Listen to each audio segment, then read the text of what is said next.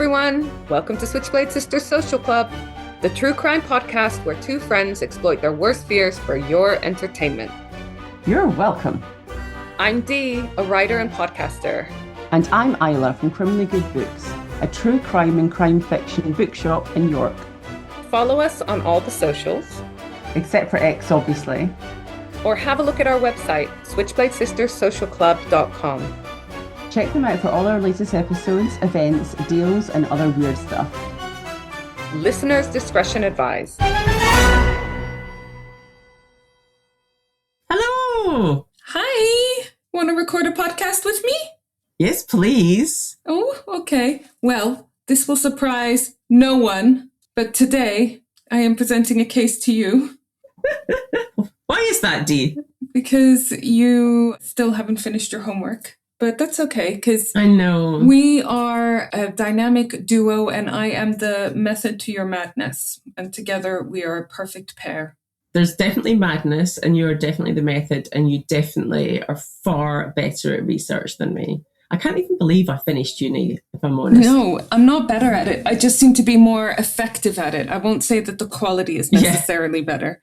Well, I picked this case. I was going to do it last season, but there wasn't time. So I'm going to do it this season. And part of the reason is because it takes place in Croydon, which is where you used to live. Mm-hmm. Oh my goodness. I've talked to a few people about it since starting to research it. It was definitely a bigger deal than I imagined. It's from 1987, so it's before I lived here in the UK and when I was very young, and so were you. So it's not like in my living memory, let's say, but definitely it's in the sort of collective consciousness of Londoners and further afield. So it was quite a big case. It's also seems quite appropriate to do it because it's a little bit corruption-y stuff that goes way up high. I feel like it's a nice follow-on from our Operation Mincemeat, which we got a lot of nice positive feedback.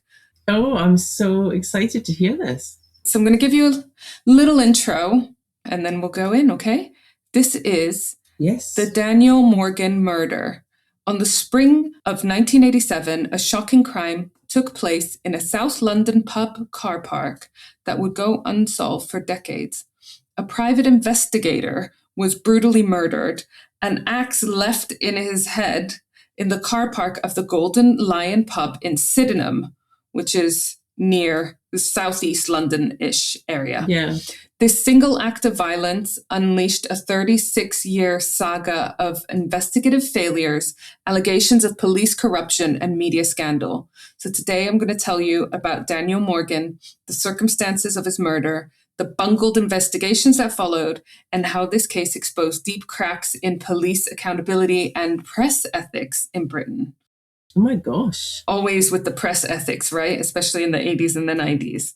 So I bet you if you asked your husband who's from this sort of area, he will have heard of this case. Oh, I'm sure. And I'm sure there's loads of people that we know that will have heard of. I just haven't given my interest in this stuff. I'm just fascinated that I've not heard of it. Mm-hmm. Especially because you'll know so many of the areas involved in this case. So Daniel Morgan was born in 1949. He was the son of a British Army officer, and he spent his early years in Wales. And then he moved to London and he settled there with his wife and his two kids. In 1984, he took advantage of the fact that he had really, really sharp memory and an attention for detail. Morgan co-founded a private detective agency called Southern Investigations in the Thornton Heath area, which is, as you know, Thornton Heath. Thornton Heath is it a little bit north of Croydon? So we're talking like central South London, like if you just go straight down from London. I mean, it's part of Croydon, yeah. Yeah. This is part of the reason why I picked the case, because it's where you and your husband used to live, and he was brought up in that area. So I'm sure he knows about it, and be really interesting to hear any feedback next time. Excited. So Daniel Morgan's business partner was a guy called Jonathan Rees, and together they offered investigative services, often in the gray area of law enforcement and private inquiry. Because you do always have to wonder, like, why is there a need for private investigators? Like, spouses cheating on each other. Yeah, exactly. They must hear just some fascinating stuff. I imagine there's a whole boring side of like, can you just check if this person is dealing stationary? But yeah, there must be a bunch of other fascinating. Yeah. Southern investigations took on various contracts, some of which involved gathering intelligence and sensitive information.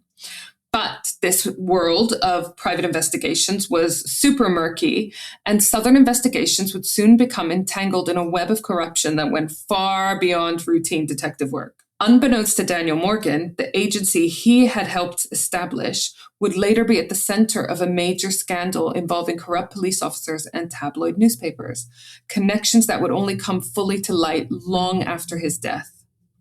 So we're going to go to the murder. This, as I said, was in the Golden Lion pub in Sydenham, which is kind of like Pengy, Crystal Palace-y type way, isn't it? Bromley, that kind of area. Yeah. So I don't think I've been there, but to the pub, I mean, if it's still there. Let me just show you. This pub looks really cute. And Sydenham is actually like quite nice. Oh my God, I know it. Oh my God, you know it? It's Crystal Palace. Yeah. Yeah? No, I know it. So when the football's on, it's absolutely rammed. I can imagine. Absolutely rammed. It looks like a really decent pub, doesn't it? It's like kind of country pub style. Yeah. I don't know how old this photo is, but it looks like it's had a fresh lick of paint. So yeah, I can imagine it being quite popular. So that's the Golden Lion pub. Daniel Morgan, on the night of the 10th of March, 1987, he went and met his business partner, Jonathan Rees, for a drink at the Golden Lion. He left the pub and headed towards his car in the adjacent parking lot, presumably to go home. Driving home after alcohol? Well, let's hope that he just had the one or that the drinks they had were Coca-Cola. But in any case, worse things happen than drunk driving on this night, because in that dimly lit car park, he was attacked and killed. His body was discovered lying next to his car with an axe embedded in his head, which is a gruesome and brazen murder, and it sent shockwaves through the community, as you can imagine. I mean, he was only 37 years old, so he was younger than us. It's horrible, isn't it? Like, who does that? I know. Like, an axe in your head. And imagine the person that found that scene. I know, and like to even carry an axe. I think if I saw that scene, I would think it was a joke or like staged. I can't imagine. It's just so gruesome. You know what I mean? I feel like if it was a stabbing, that's more expected. Bad enough, but it's but an axe, it's just bizarre. The brutality and the boldness of the murder, an axe murder in a public place, it immediately suggested that it wasn't a random attack. It wasn't a mugging gone wrong. Because how often do you hear about robbers with axes? It's not a very convenient weapon in a public place, is it? It's either a weapon they've found nearby, or it's something that they've taken with them with a view to doing something. And we had this, I think when I covered the towpath murders, or there was another one, well, it might have been way back when this podcast was called We Knew the Moon, when I did the axe murder of New Orleans, where the guy used the axes found on location. And I was like, what? How many people like just have axes? But obviously back in the day, people did have axes because they had to chop wood for their fireplaces or whatever. So it was, this serial killer was quite confident knowing if he went into a house that had a chimney so you could see there's an open fire, there would be an axe. Whereas in London, it's not that common, is it? No. So investigators worked out that Daniel Morgan had been struck from behind with this axe, and it indicated that it was a targeted hit and that there was possibly more than one attacker. But despite the presence of such a distinctive murder weapon and the public location, the crime scene was not handled in the way that you would expect. You would want that to be like cordoned off, especially, again, such a public place, a car park opposite a pub. You have the potential of loads of people just traipsing through. But it emerged later on that the crime scene was never properly searched by police. You know, it's always tricky when there's such a lapse in judgment or competency. Is it incompetence or is it a cover-up? And the problem is, it means that any answers, anything that comes out of the courts or any decisions made about this case or any speculation is really tough because you don't have these basic answers that you should have had if the crime scene in the first case was handled correctly, right? It just puts an element of doubt over any conviction, anything. It's so bad. Absolutely. So at first there were hardly any leads. No one was immediately charged, and it was unclear who would even want him dead. But suspicion obviously turned to his investigative services. Did he piss someone off in his work? And then, closer still, his professional business partner, Jonathan Rees, and other individuals connected to Southern Investigations. Was there a motive to get rid of the business partner? So this section is called Initial Investigations and Their Failings. So I think you know what's coming. Oh, no. The initial Metropolitan Police investigation into Daniel Morgan's murder was damned later as catastrophically inadequate and compromised. Wow. Early on, a disturbing conflict of interest emerged. Detective Sergeant Sid Fillery, one of the officers from the Catford police station assigned to the case, so local police station, Detective Sergeant assigned to the case, turned out to be closely linked to the victim's business partner, Jonathan Rees. Okay. Fillery had been Potential vested interest. moonlighting for Southern Investigations, essentially working for Morgan and Rees. And it's something, I don't know whether that's legal or not for police officers to have second jobs, especially one that's fairly So linked. intrinsically linked. Yeah, but he failed to mention it to his superiors. So whether it's legal or not, No. he would have for sure had to have disclosed this potential conflict of interest. And ethically, yeah. In general, of course. but then specifically when investigating this case, right? At some point, this should have come up, and exactly. it didn't until far too late. So it meant that a policeman with a direct connection to the victim and also the potential suspects was influencing the inquiry from inside. Within weeks of the murder, police did make arrests. So in April 1987, 6 individuals were arrested on suspicion of Daniel Morgan's murder, including Jonathan Rees, Rees's brothers-in-law, Glenn and Gary Vian, and 2 Metropolitan Police officers, one of whom was D.S. Fillery himself. So can you imagine how shocking this must have been? That 6 people, that's a huge amount of people arrested for a murder, involved in a murder. This is a conspiracy rather than a targeted, What had he been digging up? All of those arrested were eventually released without charge, and the case stalled. During an inquest into the death in April 1988, so like a year later, explosive allegations were aired that underscored the initial investigation's failings. A Southern Investigations bookkeeper, Kevin Lennon, testified that prior to the murder, Rees had been hostile towards Daniel Morgan. So there was conflict. I mean, they had met for a drink on this evening, but was that a ruse to get Daniel Morgan to a specific place? Was it an attempt to make up? Was it business? Who knows? According to Kevin Lennon, this bookkeeper, Rees claimed he had friends in the police who could sort out, in quotation marks, Morgan, even saying that police officers would either murder Morgan or arrange it, and that Detective Sergeant Sid Fillery would then step in to replace Morgan as Rees's partner in the business. I mean, how much must they have been making for like a police officer to go, I'm going to give up my job? And I mean, police officers don't get paid a huge amount. I imagine that this job is safer than police. Safer? Do you mean like... I know it's ironic because Daniel Morgan got murdered, but I imagine being a private investigator where you have some control over what cases you take over, where most of them are not going to be like... You're not going to be investigating murders and whatnot. You're going to be looking at like business crimes or cheating spouses or finding out information about background checks on people. That's got to be, on the whole, safer than being a police officer, right? And then I suppose, but as a police officer, you get a pension, your salary will presumably go up every year with inflation. Like, it's just interesting that I can see pros and cons with moving into the line of private being self-employed is always tough, Yeah.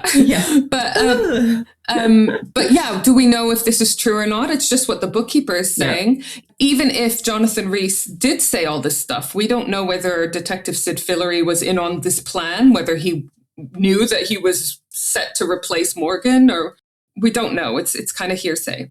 So Jonathan Rees, when he was asked at the inquest, he flatly denied any involvement in the murder. Obviously, you would. But then that is essentially what happened. Fillory did, in fact, retire from the police force on medical grounds, which...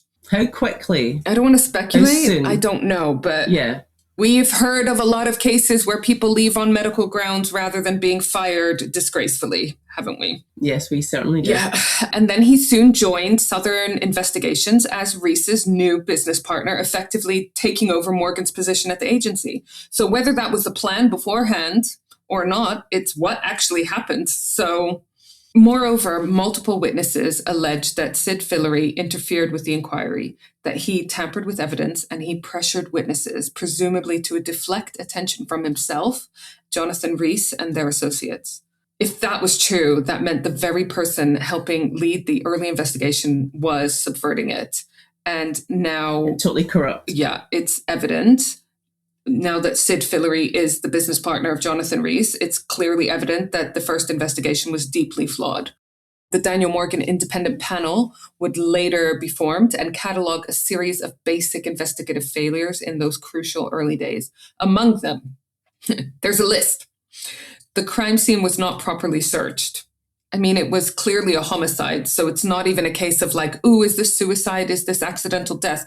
There was an axe in his head, you know? Key interviews were not conducted correctly, which means that what they say in these interviews possibly might not be able to be used in court. And most alarmingly, suspects were tipped off in advance about their impending arrests. And these lapses meant that critical evidence was just lost, irretrievably lost in quotation marks in the panel's words. In other words, the chance to solve Daniel Morgan's murder in 1987 was likely squandered because of this incompetence / negligence / covering up. Oh my God. Can you imagine if you were tipped off that you were about to be arrested and there were, 6 people were arrested? Yeah. Like they would all potentially be chatting to each other, coming up with stories. Like, I mean, who's tipping them off that they're going to be arrested? Well, 2 of the people that were arrested were police officers. I'm going to guess that it was Sid Fillory. So even the Metropolitan Police eventually had to admit the truth decades later, when a senior officer apologized and acknowledged that police corruption had been a debilitating factor in the initial investigation, fatally undermining the case. So not even mistakes, corruption, you know? The force itself conceded that the first inquiry failed the family and the wider public. Yes, because you're letting murderers go, you know, there's no justice and these dangerous people are left on the street. The Morgan family held a long campaign for justice. Of course you would, you know, and they said they ran into stubborn obstruction and worse at the highest level of the Metropolitan Police. So basically roadblocks, as well as the ineffective police complaint system that couldn't bring rogue officers to account. So just shit from the bottom to the top. It is shit. Detective Sergeant Sid Fillory was obviously the first red flag. Over the years, as one inquiry after another faltered, the shadow of police wrongdoing loomed larger and larger as the case just remains cold for so long, and largely because of these initial mistakes / cover-ups. God, you imagine what the family's feeling.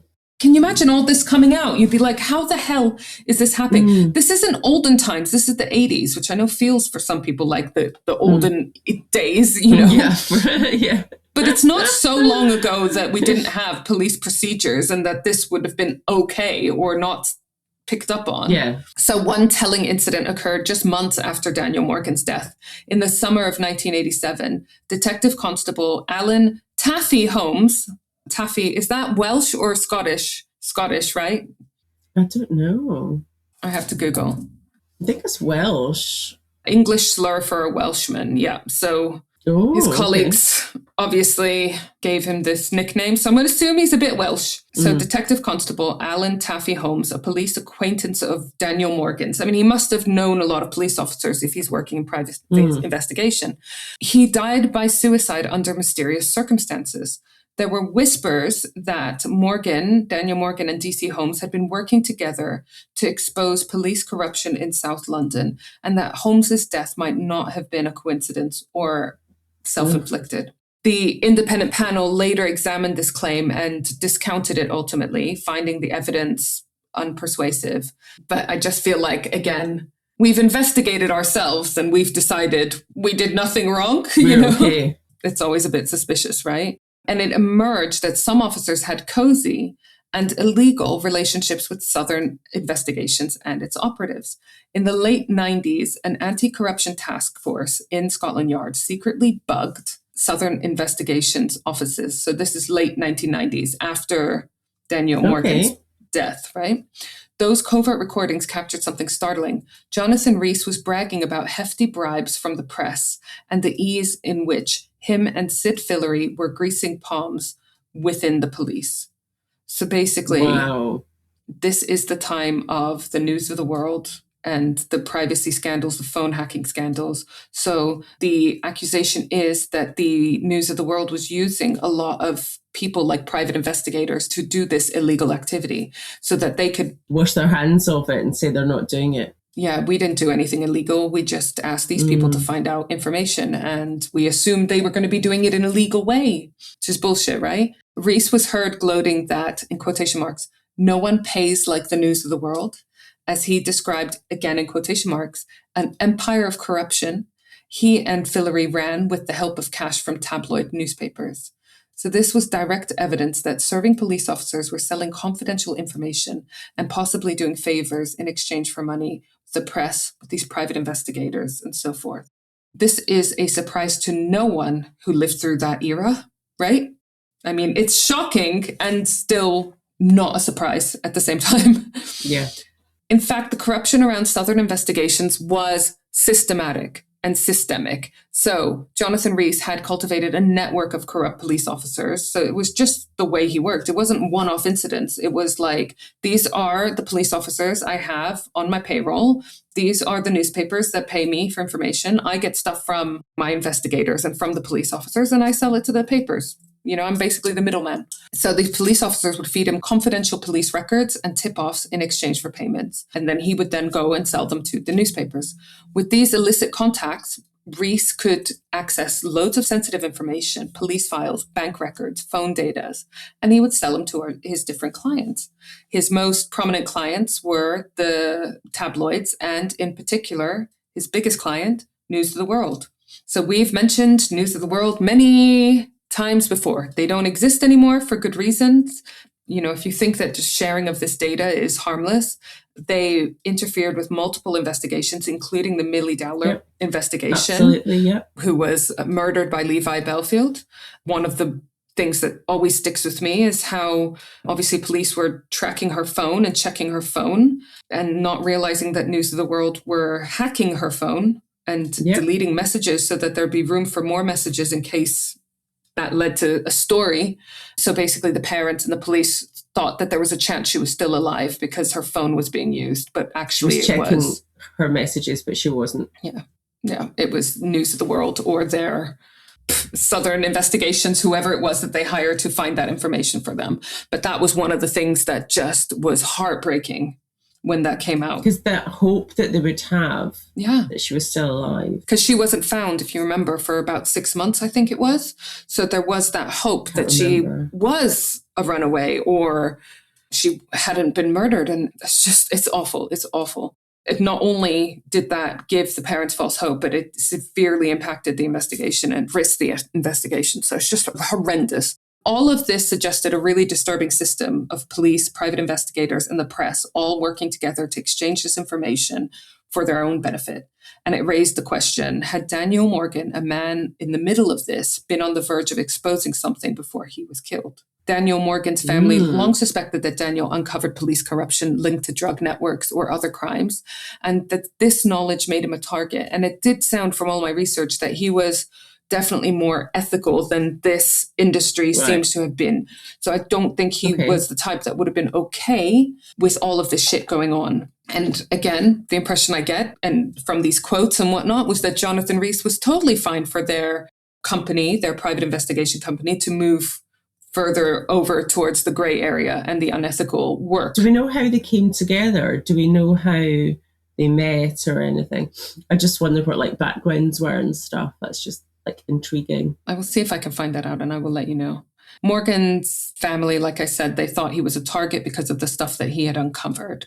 Definitive proof of that motive remains elusive, but I feel like that would have been easy to hide, to cover up as well. But by the time the Metropolitan Police had a fifth go at cracking the case in 2011, even the police leadership had to admit that the family were right all along. Corrupt officers had shielded Daniel Morgan's killer from justice from the beginning. Daniel Morgan's murder wasn't just an outlier case of one bad apple. It exposed a culture of corruption and unaccountability in the police force. And that is as described by one of London's officials from the police force. So Southern Investigations, the detective agency that Daniel Morgan co-founded, it didn't shut down after Daniel's death, as we said. Instead, Jonathan Rees, now partnered with the ex-police officer Sid Fillery, suspiciously, under their leadership, it became a hub of lucrative but dirty business, selling illegally obtained information to media outlets hungry for news stories. So basically, throughout the 90s, throughout the 2000s, Jonathan Rees and his team were on the payroll of the major tabloids. He reportedly earned around £150,000 per year from Rupert Murdoch's News of the World alone, supplying the paper with confidential information. Oh my God. Obtained through bribery and illegality. Rees didn't discriminate, though. He also worked for the Daily Mirror, Sunday Mirror, peddling secrets from bank accounts, phone records, car registrations, you name it. He didn't discriminate. Basically, if you paid him, he would probably do whatever you wanted. His targets ranged from the royal family to celebrities to ordinary people caught in news stories. And like you said, how did Rees get these secrets? By maintaining his empire of corruption, in quotation marks. He paid off police officers for access to databases, reports, recruited contacts inside banks, inside government offices, and he even hired specialist hackers and blaggers to trick sources into revealing data. According to multiple sources, Rees's associates didn't shy away from crime.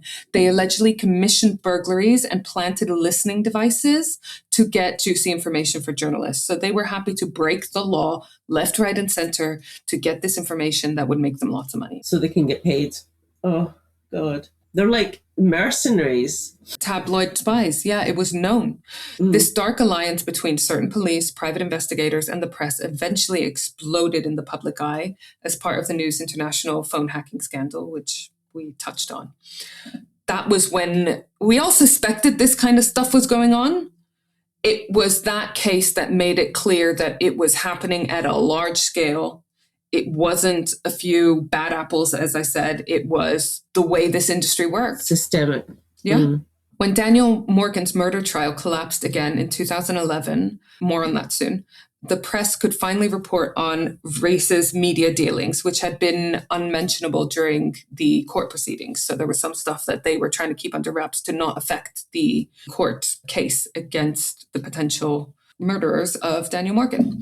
The Guardian revealed how Rees had been rehired by News of the World in the mid-2000s despite his prior jailing, and how editors like Andy Coulson, who later became the Conservative Party's communications chief, you can't make this shit up, claimed ignorance of the illegal news gathering happening under their watch. So exactly that. They tried to palm it off as, we hired people to do the work. It's not our fault that they did it illegally. It turned out that Scotland Yard had ample evidence of Jonathan Rees's corruption since 1999, including tapes from the bug in his office. Yet in 2006, the police chose to accept the newspaper's rogue reporter defense and did not pursue wider press corruption at the time. This was a glaring failure of accountability, now seen as a missed chance to clean up this police press corruption before it spiraled into a national scandal. But I guess they didn't benefit from it, you know? No, yeah. Potentially someone making the decision about whether to go after him was on his payroll. So Daniel Morgan, let's not forget about him because he's key to this and he's the center of this whole case. He's the victim here. In the 36 years since Daniel Morgan's murder, there have been 5 major police investigations and loads of legal proceedings, but no one has ever been convicted for this crime. The case is often cited as the most investigated unsolved murder in British history. So let's walk through some of the key attempts to crack this case and how they fell apart. I know it's bonkers when you look at this list. Love a good murder? Come visit me, Isla, at Crimley Good Books in York, your one-stop shop for crime fiction and true crime reads, as well as gifts and author events. Or browse online at criminallygoodbooks.co.uk. So the initial investigation in 1987, as detailed earlier, the first Met Police inquiry collapsed and there were allegations of corruption. Despite the early arrest, no charges stuck, and by 1988, the case went cold. An inquest in April 1988 returned a verdict of unlawful killing, but it did not single out any suspects. The Metropolitan Police's handling of this case was later admitted to be blighted by police corruption, tainting the evidence gathering from the very start. Then 1988 to 89, we had the Hampshire inquiry and some charges. The trust in the Met's integrity was completely shaken. So an outside force, the Hampshire Constabulary, for those of you that are not from the UK, Hampshire is sort of a county not far from London. They were brought in to review the case in 1988. So this is them saying, we don't trust the Met Police. They're too tied. And this is in a very negative early way. on. Yeah, this is a year after. Hampshire detectives charged Jonathan Rees and another associate, Paul Goodrich, with murder in 1989, and Goodrich's girlfriend was charged with attempting to pervert justice. So for the moment, this looked like progress, but by May 1989, the Crown Prosecution Service dropped the case due to lack of evidence. The Hampshire's inquiry's report went so far as to state that they found no evidence whatsoever of police involvement in the murder, a conclusion starkly at odds with what would come out later. So maybe they didn't have the same info we had later, or maybe... Yeah, but they were arrested, though, in the first place. So if they were arrested, they had to have but a they're reason saying for... that there was no police involvement. And the people that they arrested were not in the police. So they're saying, we think these guys did it, but we don't think they had any assistance or cover-up from the police. Right. Okay. Goodrich subsequently sued Hampshire police for wrongful arrest, illustrating how even the second attempt ended in embarrassment. Okay, Morgan 2 and the 1990s. The 1990s saw the case drift on until fresh momentum in 1997 when the Met Police opened a new investigation, which sometimes was called Operation Nigeria or Two Bridges. This effort took a clandestine approach. Police bugged Southern Investigations offices in 1990. I mentioned that they got some recordings from this to see if there was any evidence of the murder or related crimes. In the process, they uncovered other criminal activity, notably Jonathan Rees' schemes to frame an innocent woman by planting cocaine in her car to discredit her during a custody dispute. Let's just let that sink in. Oh my God. Her other half has paid them to come up with dirt so that she won't get custody of her kids. And I don't know if it's because there wasn't any dirt, whether he was instructed to fabricate dirt or whether he did that off his own back, but he was going to make it look like she had a cocaine issue so that she wouldn't have custody of her own children. It's terrifying how many people that might have fallen victim to his schemes like that. But it's not just investigating, it's actually changing the course of people's lives. That's awful. No. How do you even advertise that service? They're not just presenting information that's there, that's public anyways, or whatever. And those children without their mother. So he was jailed for 7 years for perverting the course of justice for that case. So that's what he did some jail time with. And bear in mind, that's like a horrendous example of corruption and just, it just makes me feel sick. His 6-year sentence was increased on appeal. While that put one suspect behind bars, it was for a different crime entirely. The murder remained unsolved. By the early 2000s, the bugging operation yielded intelligence linking several individuals to Morgan's murder, but prosecutors still felt they didn't have sufficient evidence to prosecute anyone for the killing. So they now feel like they know that people are involved. Another review in the 2000-2003 period, dubbed Operation Abelard 1, gathered evidence and even bugged suspects' cars and homes. But yet again, no charges were brought. It just felt like they were getting closer and closer, but that there was no closure. There must be reasons why they're bugging. Like, you can't just go, I want to bug this house. Yeah. So 2008, there were some more arrests and Operation Abelard 2. So by the mid-2000s, pressure from the Morgan family and the public was mounting. And in 2006, the Met Commissioner at the time, Sir Ian Blair, publicly declared that the original investigation, the one involving Sid Fillery, was compromised, no shit, and effectively acknowledged that the first go-around was tainted. A secret new inquiry, confusingly called the Fifth Inquiry in some reports, but termed Abelard 2 in police code, was launched with a fresh investigative team. Detective Superintendent Dave Cook took charge and described Morgan's murder as one of the worst kept secrets in southeast London, alleging that a whole cabal of people knew who was involved. Right. Interesting, right? So under Cook, the net was cast wide, and in April 2008, 5 men were finally arrested and charged in connection with the murder. Like I said, these included Jonathan Rees, his brother-in-laws, Glenn and Gary Vian, and associate James Cook, no relation to the detective, former police officer Sid Fillery. Rees and the Vian brothers were charged with Daniel Morgan's murder, while Fillery was charged with perverting the course of justice for allegedly sabotaging the original investigation. This was the moment the family had fought for. The suspects were finally facing court, facing trial. But what followed was a legal saga nearly as convoluted as the investigation itself. The trial of Rees, the Vians, and others began at the Old Bailey in 2009. Bear in mind, this murder was in 1987. And it quickly ran into problems. The prosecution, its case leaned on the testimony of supergrasses, who were criminals that were prepared to implicate defendants in exchange for leniency. So there's a big controversy around this. On the one hand, you're sharing jail cells with people, you're going to hear stuff. You might be reformed, you might be rehabilitated, or you might want to try to lead a better life. You might find some crimes so much more horrendous than what you were involved in, rightly or wrongly so, because I think sometimes criminals have a warped moral compass. So there's lots of reasons why someone could genuinely come forth. And look, if I'm going to come forth and give you interesting, useful information, then why not try to bargain for a bit of leniency? I'd want something out of it. But at the same time, it does open up to criticism. Are you making it all up just to try to reduce your own sentence, right?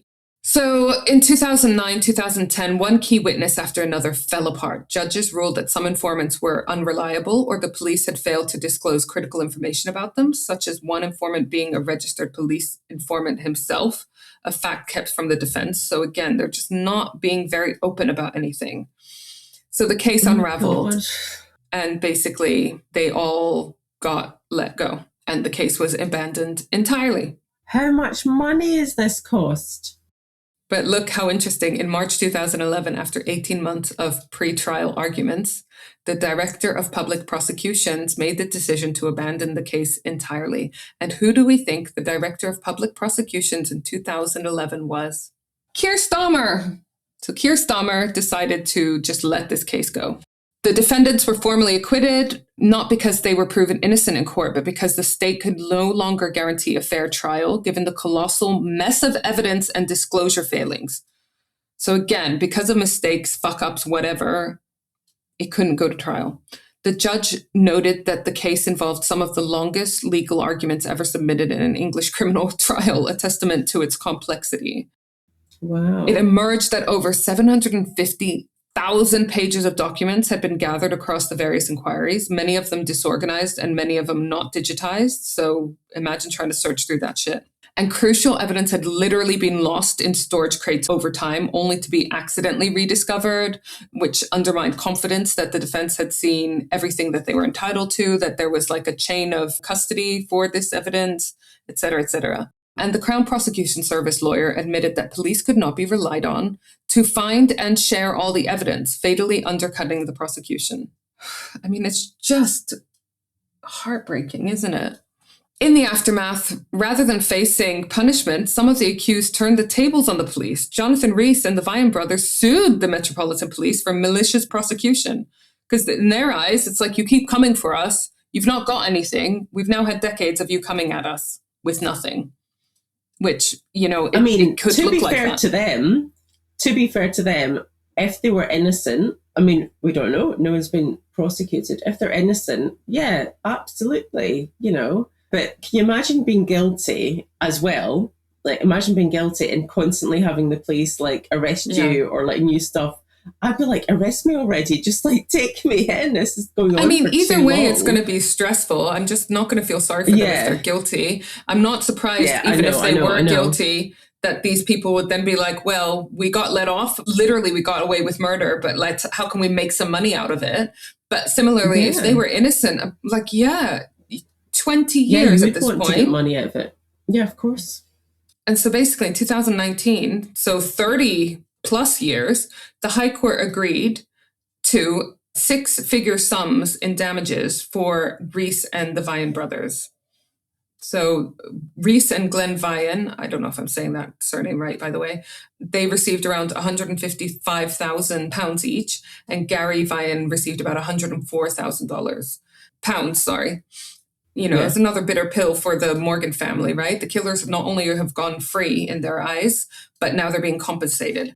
And the Met, by settling these claims, are also acknowledging that they failed this case. But they failed the families as well. Yeah. They failed the family, and they'll get nothing. The family can't go, no, we need money. So Daniel Morgan's family were the one constant throughout, especially his brother Alistair Morgan, who never stopped fighting for the truth. They petitioned officials, they attracted media attention, and they called for an independent public inquiry as early as 2004. But by 2011, after the collapse of the trial, the calls for an independent inquiry, i.e. not organized by the police themselves, about the police themselves, the Daniel Morgan case could no longer be ignored. And so by 2013, the British government finally took action.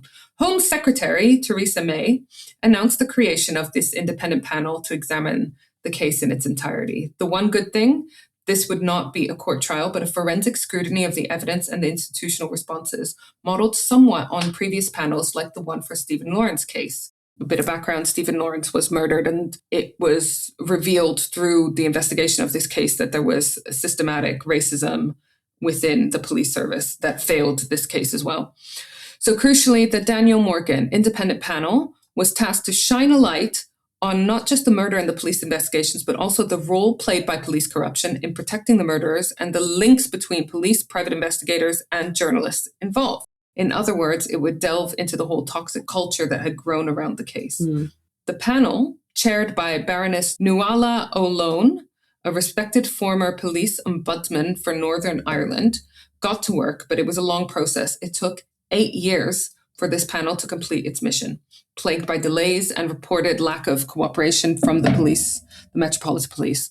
And there was even a last-minute political drama in May 2021 as the panel prepared to publish its report.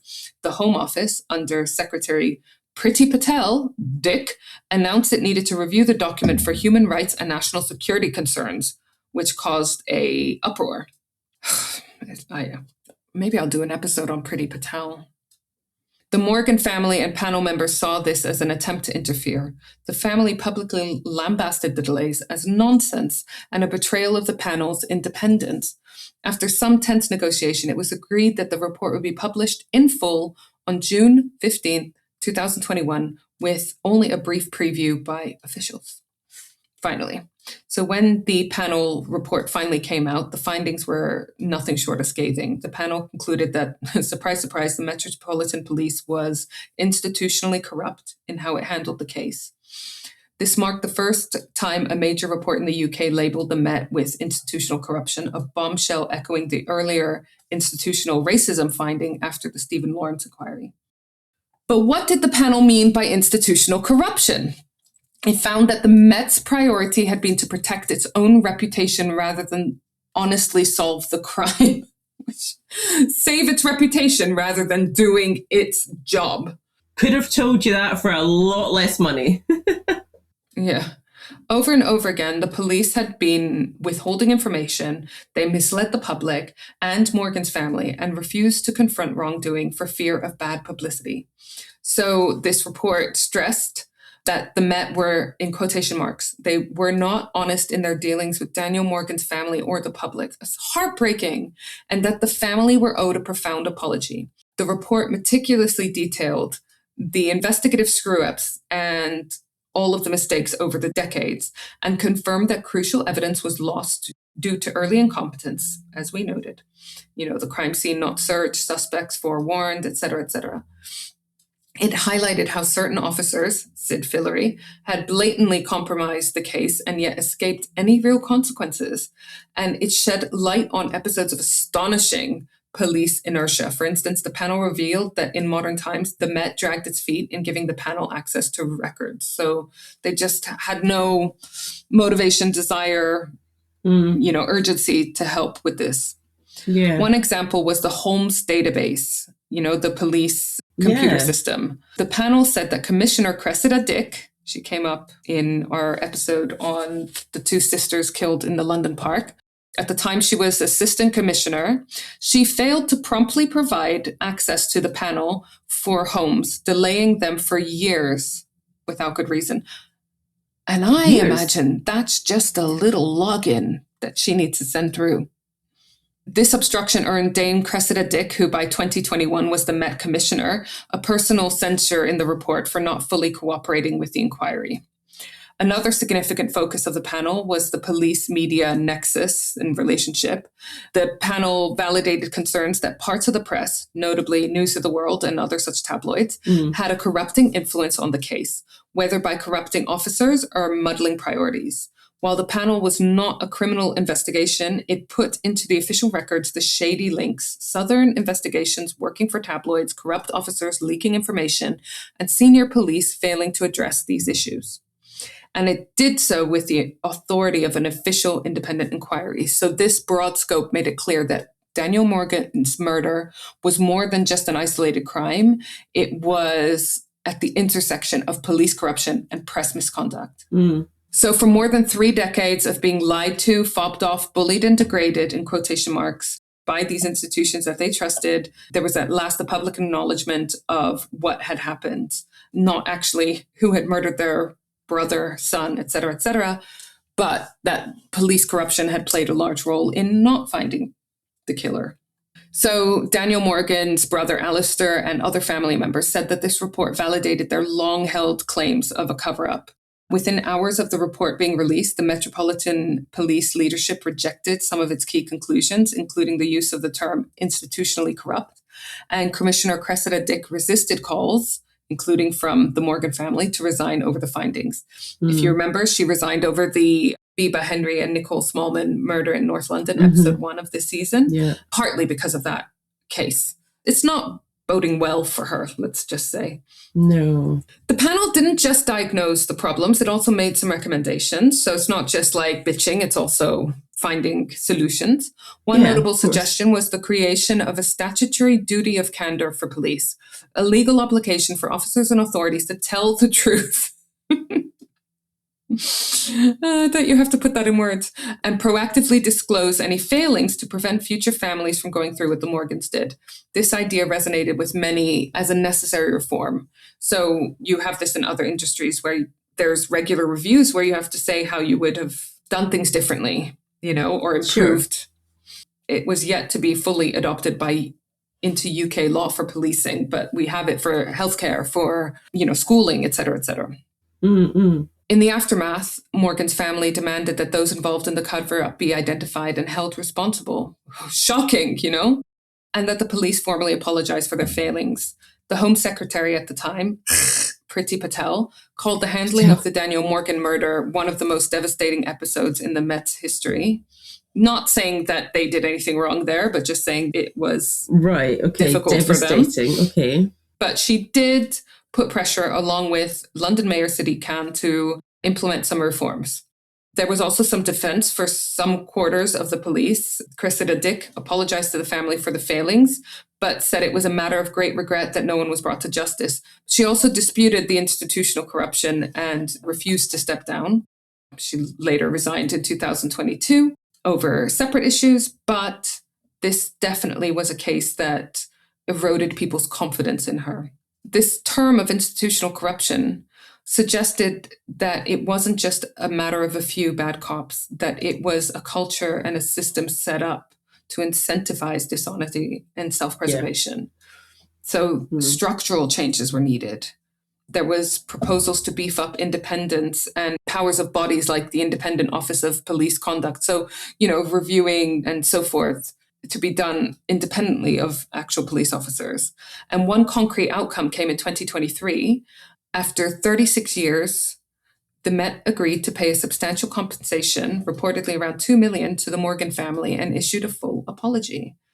Because the amount of money they must have spent on this, legal help, legal advice, to keep this story in the press and to get where they got to, not to mention the fact that they lost their family member.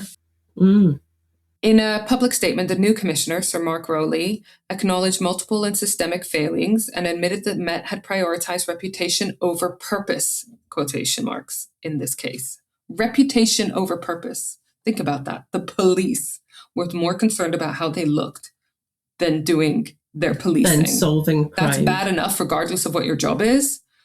Yeah, but when your job is like keeping people safe, that's terrifying. Rowley's apology described a cycle of corruption, professional competence, and defensiveness that helped to keep the truth buried. And the Morgan family, while appreciative of this acknowledgement, noted that it should never have taken so long to hear these words.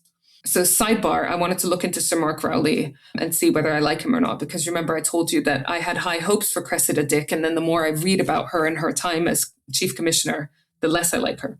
So Mark Rowley had retired and come out of retirement to replace Cressida Dick. He's from Birmingham, which does make me like him more.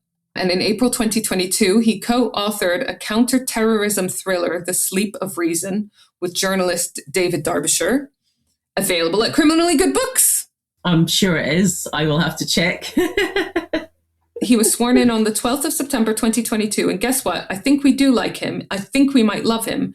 On the 7th of November 2023, I'm fickle, I might change my mind, but in November 2023, so a month after the 7th of October and the escalation of violence in Gaza, he refused to ban pro-Palestinian marches in London, saying that the organizers of the march had shown complete willingness to stay away from the cenotaph in Whitehall and had no intention of disrupting the nation's remembrance events. So carry on peacefully and legally protesting, you know? Yeah. Especially when you're protesting for peace. I don't even know if protest is the right word. It's like marching in solidarity of peace rather than protesting, you know? Other reasons we love him, a Sky News reporter asked Rowley about posts he made about Elon Musk. He responded, "We will throw the full force of the law at people, and whether you're in this country committing crimes on the street or committing crimes from further afield online, we will come after you." So he's not a Musk fan, which makes me like him. No, it doesn't sound like it. As of today, no murderer has been convicted for the killing of Daniel Morgan.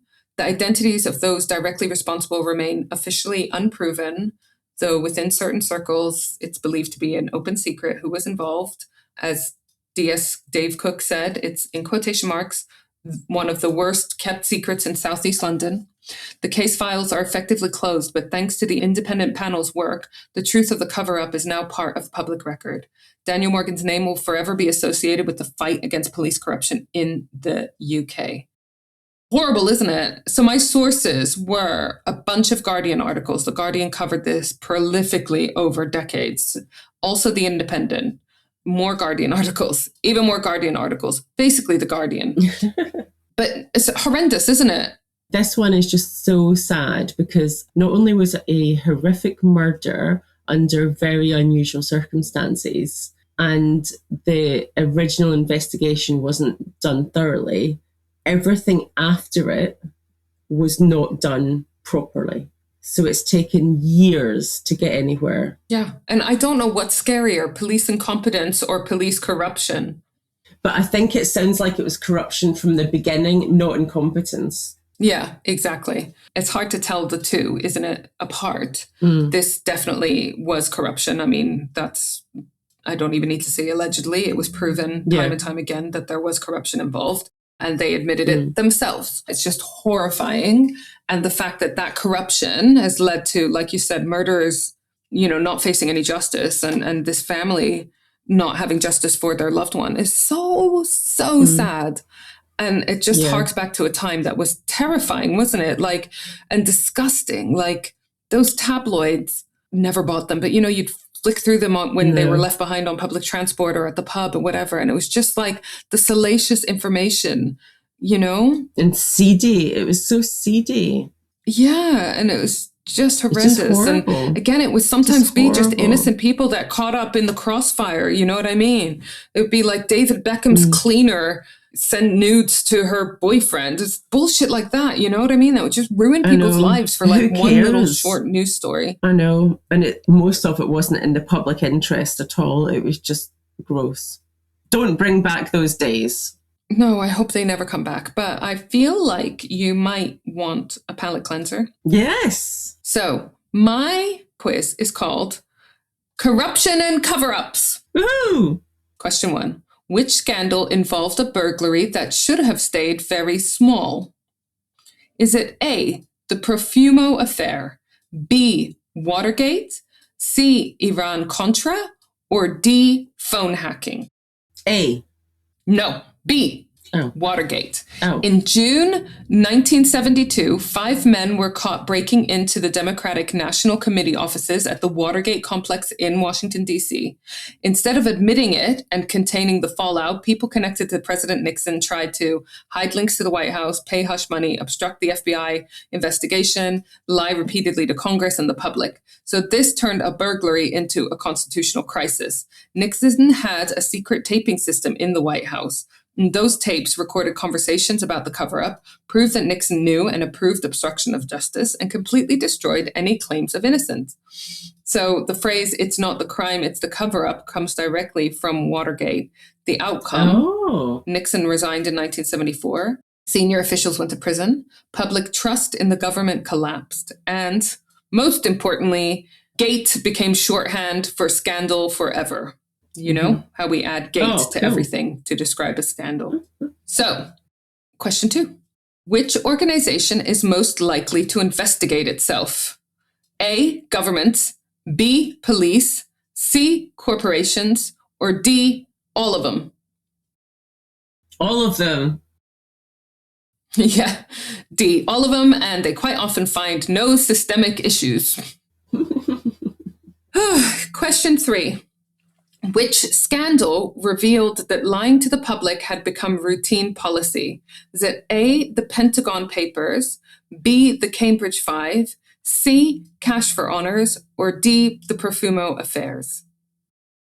Profumo affairs.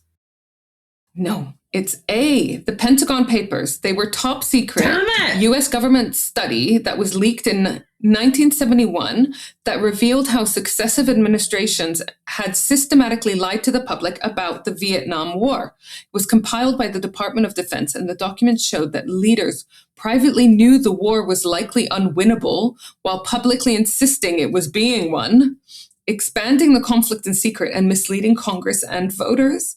It fundamentally shattered trust in the government and became a landmark moment for whistleblowing, investigative journalism, and the idea that the cover-up can be more damaging than the policy itself.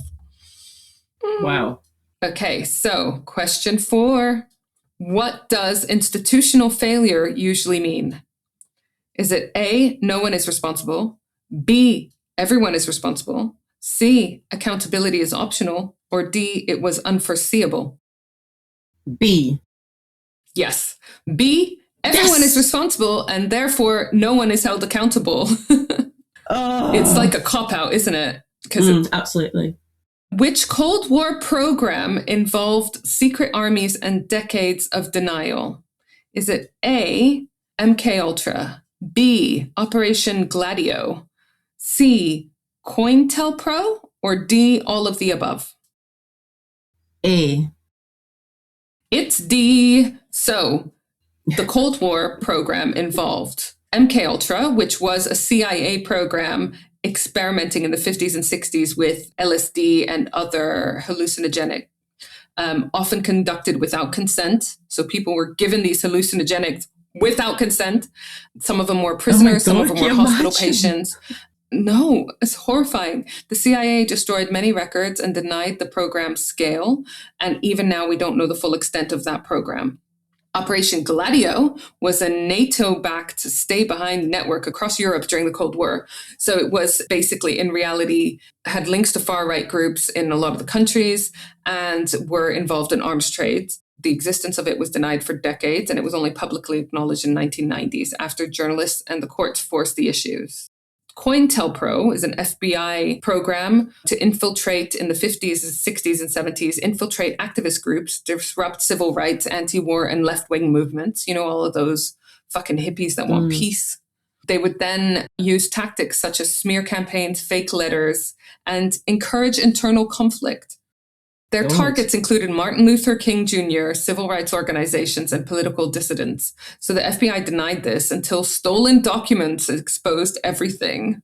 Of course. So that was all just totally acceptable behavior for government. Awful. Awful. Do you think much has changed? No. Because my score was awful.